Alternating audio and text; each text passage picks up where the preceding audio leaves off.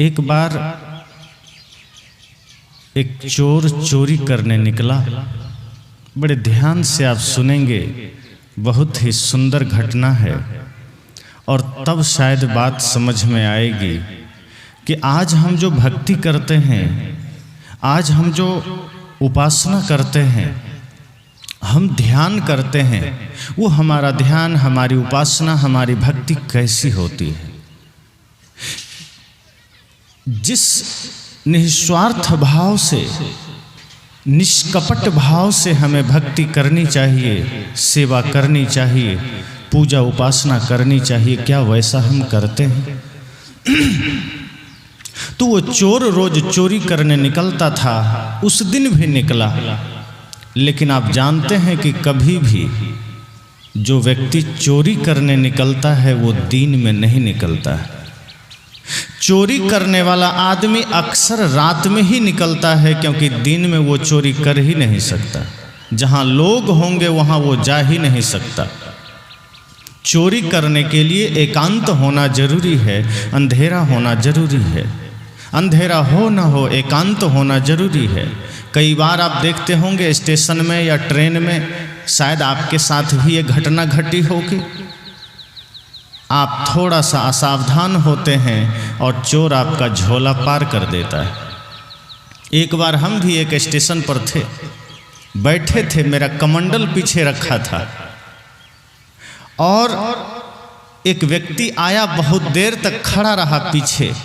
मुझे लगा मुझसे कुछ बातचीत करने का मन होगा, तो मैं भी कभी कभी सिर उधर घुमा लेता था, बाकी सामने देखता रहा।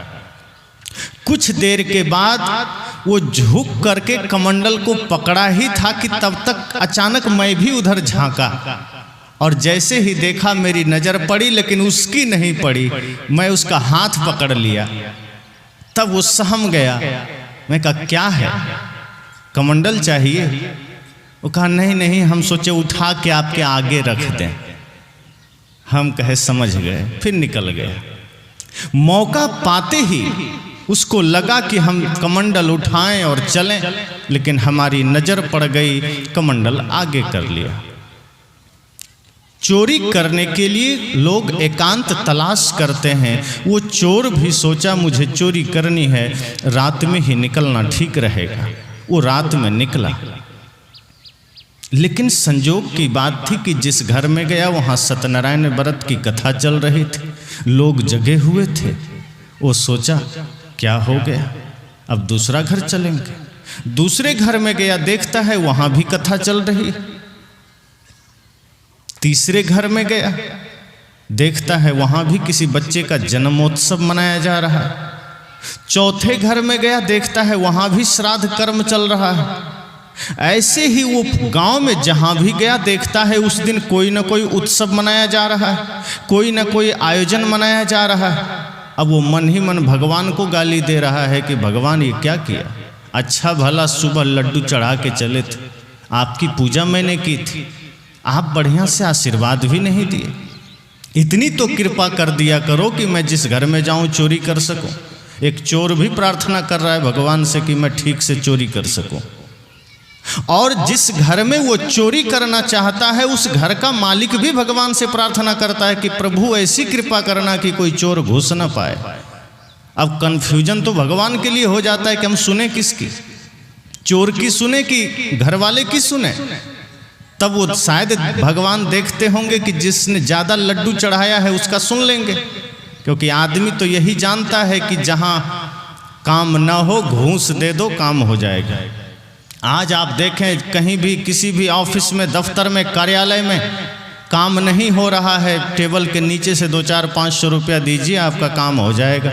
उसी प्रवृत्ति का आदमी भी है, मंदिर भी जाता है उसी प्रवृत्ति के साथ कि चाहे हम जितनी चोरी करें, चाहे हम जितनी हिंसा करें, चाहे हम जितना दूसरे का दिल दुखाएं, चाहे हम जितनी लड़ाइयाँ करें, मंदिर जाकर भगवान को लड्डू चढ़ा देंगे, भगवान प्रसन्न हो जाएंगे। तो वो चोर भी यही सोचा, मन ही मन गाली दे रहा है। धीरे धीरे वो पूरा गांव घूमता रहा, चोरी का मौका न मिला। ऐसे ही रात निकलती गई। सुबह के 4 बजे ब्रह्म मुहूर्त का बेला था। वो सोचता है यदि अब मैं और देर इस गांव में रुका तो लोग पहचान लेंगे और फिर अच्छा भला चेहरा का नक्शा बिगड़ जाएगा। इसलिए अच्छा हो कि अब मैं चलता हूँ। वो गांव से बाहर निकला तो गांव के बाहर ही भगवान शिव जी का मंदिर था। वो मंदिर में गया, भगवान से कहता है प्रभु क्या पाप किए हैं मैंने। एक चोर कहता है क्या पाप किए हैं मैंने। वो रोज पाप कर रहा है, रोज चोरी कर रहा है, फिर भी कहता है क्या पाप किए हैं मैंने कि आज मुझे चोरी का मौका न दिया आपने, आज मुझे अवसर न मिला। कोई बात नहीं प्रभु, मैं पुनः सिर झुकाता हूँ।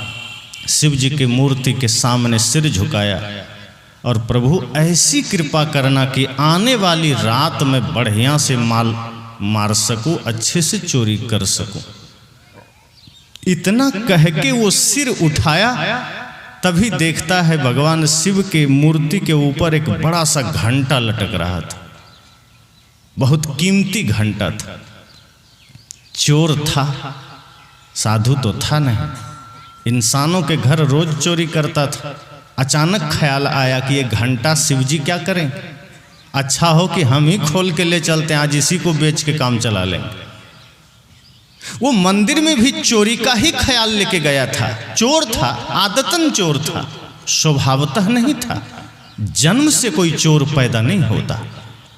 जन्म से तो सभी इंसान पैदा होते हैं, लेकिन बाद में साथ संग और संस्कार पा करके कोई चोर बन जाता है, कोई साधु बन जाता है।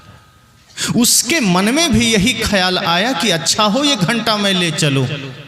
वो कोशिश करने लगा घंटा खोलने का, लेकिन घंटे जो घंटा लटका था वो थोड़ा ऊंचाई में था। हाथ से वो छू तो पा रहा था, खोलने को नहीं समझ आ रहा था खोलें कैसे। मंदिर में इधर उधर झांकने लगा, कहीं कोई टेबल मिल जाए, कोई कुर्सी मिल जाए, मैं उस पर चढ़ करके खोल लूंगा। यहां वहां नजर डाला, कहीं नहीं मिला। अंत में हड़बड़ी भी थी, सोच रहा था कहीं पुजारी आ गया, उसका आने का समय हो रहा है तो लेनी के देनी पड़ जाएगी, घंटा तो मिलेगा नहीं, फिर उल्टा जेल जाना पड़ेगा। वो आओ देखा ना ताओ, फटाक से शिवजी के ऊपर ही चढ़ गया और कंधे में चढ़ के घंटी पकड़ा ही था कि उधर शिवजी भी प्रकट हो गए। कहा बेटा मांगो, क्या मांगते हो, मैं तुमसे बड़ा प्रसन्न हूं। चोर सोचा लगता है पुलिस आ गई, कभी शिवजी को तो प्रत्यक्ष में देखा नहीं था। उसने कहा आप कौन? कहा बिल्कुल ओरिजिनल शिव हूं, तुम जिस पर चढ़े हो वही। कहा नहीं, हमको भरोसा नहीं होता। कहा तुम इधर उधर में टाइम बर्बाद मत करो, जितना जल्दी हो वरदान मांग लो, मैं आज बहुत खुश हूं। तभी पुजारी भी चला आ रहा था, उसकी नजर भी पड़ गई।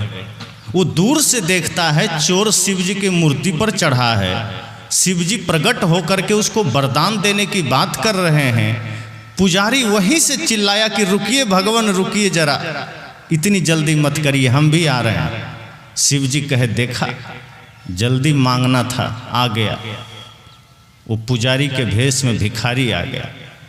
चोर अभी भी कंफ्यूज है, संदेह में है कि हो क्या रहा है। अब उसे लग रहा है हम पकड़ा गए, भरोसा नहीं हो रहा है। तब तक पुजारी दौड़ के आया, कहा प्रभु मैं तो आपका बचपन से सेवक हूं, मैं तो बचपन से आपकी पूजा करता आया हूं, बेलपत्र चढ़ाया हूं, दूध चढ़ाया हूं, बतासे चढ़ाया हूं, अगरबत्तियां चढ़ाया हूं, और आज वरदान आप इस चोर को दे रहे हैं, उसमें भी ये आपके ऊपर चढ़ा हुआ है। अरे वरदान का हकदार तो मैं हूं, मैंने आपकी भक्ति की है, मैंने आपकी पूजा की है, अगर वरदान देना है तो मुझे दीजिए। वो चोर चुपचाप खड़ा है, सोच रहा है कहीं हमको कोई पकड़वा ना दे। वो तो भागने की तरकीब निकाल रहा है। और शिवजी बोले ठीक है, मैं मानता हूं कि तुमने पूजा की है। पंडित से कहा, पुजारी से, मैं मानता हूं कि तुमने बेलपत्र चढ़ाए, मैं मानता हूं तुमने दूध चढ़ाए, तुमने मेवे मिष्ठान चढ़ाए, तुमने अगरबत्तियां चढ़ाई, पर तुमको पता होना चाहिए कि चोर आज खुद को ही चढ़ा दिया है। तुमने तो मेवे मिष्ठान बस चढ़ाए हैं, तुमने तो धूप दीप बस चढ़ाए हैं, बेलपत्र बस चढ़ाए हैं, लेकिन देखो आज इसने खुद को ही मुझ पर चढ़ा दिया है। और जो खुद को चढ़ा देता है उसे सब कुछ मिल जाता है, और जो खुद को छोड़ करके सब कुछ चढ़ाता है उसे कुछ नहीं मिलता।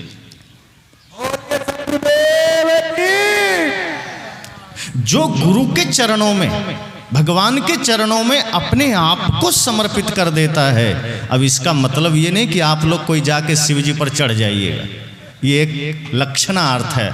इसका भाव हमें लेना है कि खुद को समर्पित करना है। ऐसा नहीं कि कहीं मिल जाए शिव जी और कंधे में चढ़ गए तो ये पाप हो जाएगा।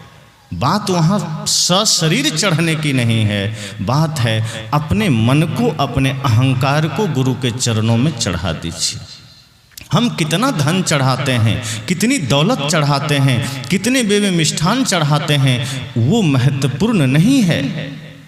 पूजा तो रावण भी करता था शिव जी का, बड़े ही घंटों घंटों पूजा करता था, कहता था मैं, मेरे से बड़ा कोई भक्त नहीं। बड़े बड़े राक्षस शिव जी की पूजा करता था, लेकिन पूजा उसी की पवित्र मानी जाती थी, भक्ति उसी की पवित्र मानी जाती थी जो निश्चल मन से करता था, जो पवित्र मन से करता था, जो निष्कपट भाव से करता था। संत जन कहते हैं कि जब हमारी भक्ति निष्कपट हो जाती है, जब हमारा भाव निश्चल हो जाता है, हमारा मन पवित्र हो जाता है, तो गुरु के चरणों में फिर हम जब पूजा करते हैं तो उस पूजा में स्वार्थ नहीं होता। फिर उस पूजा के पीछे हम संसार की कामना नहीं करते, फिर उस पूजा के पीछे हम धन दौलत की कामना नहीं करते। हम गुरु से, भगवान से जब मांगते हैं तो फिर इतना ही मांगते हैं कि इतनी शक्ति हमें देना दाता, मन का विश्वास कमजोर हो ना हो, हम चलें नेक रस्ते पर, हमसे भूल कर भी कोई भूल हो ना। फिर हम गुरु से ये मांगते हैं। और जब हमारे अंदर कपट होता है, हमारे अंदर छल होता है, तो हम भगवान से क्या मांगते हैं? हे प्रभु, मेरा खजाना भर दो और मेरे पड़ोसी का तो पूरा चौपट कर दो। जब मन में कपट होता है तो हम प्रभु से मांगते हैं, प्रभु मुझे तो शांति दे देना, सुख दे देना, लेकिन पड़ोसी को नरक में भी जगह मत देना। हम अपने लिए तो सुख मांगते हैं, पड़ोसी के लिए दुख मांगते हैं। ये जब कपट पूर्ण भक्ति होती है, ये छल पूर्ण पूजा होती है। संत कहते हैं समर्पण हृदय से हो, समर्पण पवित्र हो तो समझना कि आपकी भक्ति निश्चल है, आपकी भक्ति निर्मल है। लेकिन हम उल्टा करते हैं। कई लोग कहते हैं क्या करें, सत्संग के लिए टाइम नहीं है, क्या करें, ध्यान के लिए समय नहीं है, क्या करें, पूजा के लिए टाइम नहीं है। अभी 2 दिन का सत्संग है। बहुत लोग सोचे होंगे आज तो पहला दिन है, अंतिम दिन चलेंगे, लेकिन अभी कोई राशन बंट रहा होता, चीनी या किरासन तेल या गेहूं चावल, तो आदमी सोचता कल पता नहीं खत्म हो जाए, आज ही चलो, चाहे धक्का मुक्की खा के लेना पड़े, पहले ही दिन ले लेते हैं। लेकिन सत्संग है, अंतिम दिन चलेंगे। किसी ने कहा पहला दिन क्यों नहीं गए, क्या करें, अररिया जाना हो गया, दफ्तर में काम था, कार्यालय में काम था, खेत में काम था, घर में गाय बैल बहुत है, सेवा करने वाला कोई नहीं था। हम एक लंबी लिस्ट बना देते हैं बहानों की कि हमारे पास ये था वो था। अब प्राण निकल गया तो क्या होगा, सब कुछ धरा के धरा रह जाएगा। संसार के लिए काम कर रहे हैं, अपने लिए काम करने का मौका आया तो बहाने खोज लिए। जब मन पवित्र करने का काम आया तो हमने बहाने खोज लिए कि शरीर और संसार तो मरण धर्मा है। आज सुंदर है, आज सही है, कल सही रहे न रहे क्या गारंटी है। आज खूबसूरत है, कल रहे न रहे क्या गारंटी है। लेकिन जिस दिन हमने भक्ति कर ली, जिस दिन हमने ध्यान के द्वारा मन को निर्मल कर लिया, वो निर्मलता युगों युगों तक कभी मिटती नहीं है, वो भक्ति युगों युगों तक कभी मिटती नहीं है।